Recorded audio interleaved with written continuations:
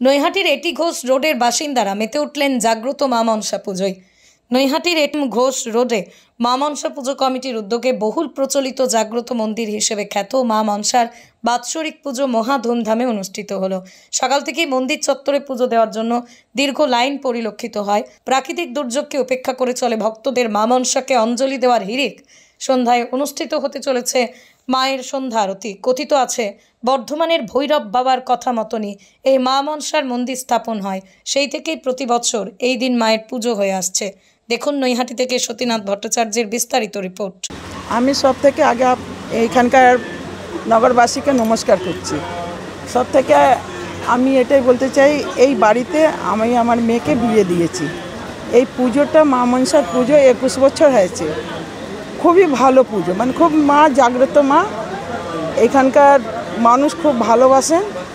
আমাদের পুজো যিনি করেন উনি হলেন শশীকান্ত শাহ। মানে ওনার ব্যবহারটা এত সুন্দর কি মা ওনাকে সাক্ষাৎ দর্শন দেন, বুঝেছেন।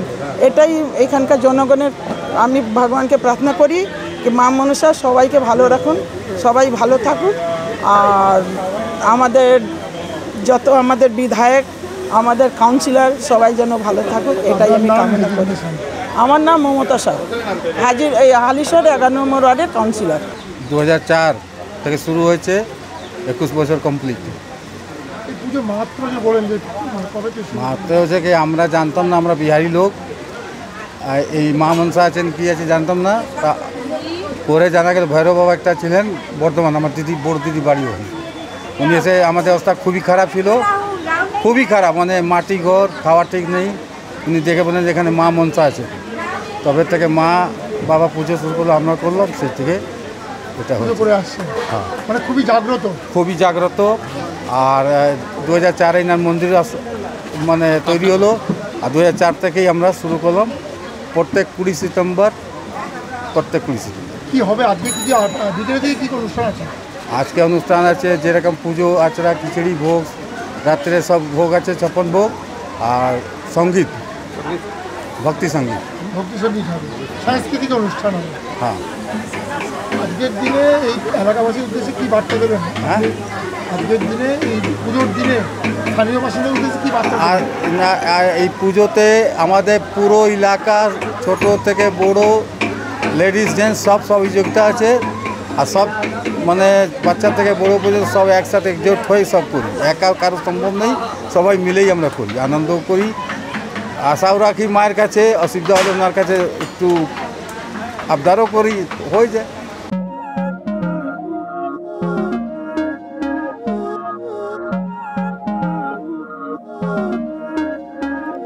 Não é lógico aquilo que sinto quando eu te vi nesse dia cair. Era óbvio, olhando agora, tiveste sempre em frente de mim.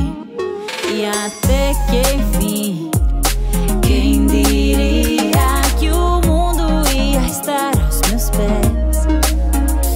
Encontrei em mim essa magia que cada deseja. Será que o vento te fez chegar aqui? Não sei. নতুন রূপে, নতুন সাজে এবং আরো বড় পরিসরে চলে এলো দি বেঙ্গল ধাবা। হ্যাঁ, ঠিক শুনেছেন, কাঁপা কল্যাণী এক্সপ্রেস ওয়ের ধারে অত্যন্ত সুনামের সঙ্গে চলছে দি বেঙ্গল ধাবা। এখানে রয়েছে 7000 square feet banquet, conference hall, family lounge, bar, rooftop lounge. এছাড়াও এখানে রয়েছে ইন্ডিয়ান, চাইনিজ, কন্টিনেন্টাল সহ মাল্টি কুইজিন রেস্টুরেন্ট। তাদের নতুন সংযোজন চাম্পারান মাটন। সাথে সন্ধ্যায় খোলা আকাশের নিচে চা অথবা উপভোগ করুন দারুণ দারুণ ইভিনিং স্ন্যাক্স। তাই আর দেরি না করে দেশ বিদেশের নামি দামি সুস্বাদু খাবার খেতে আজই চলে আসুন দ্য বেঙ্গল ধাবায়।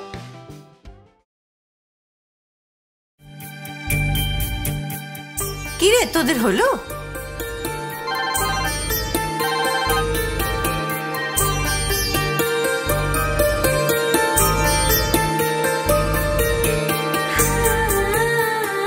পিপি, বর এসেছে। পড়ে যাবি তো। আমার বিয়ে, আমার বেনারসি,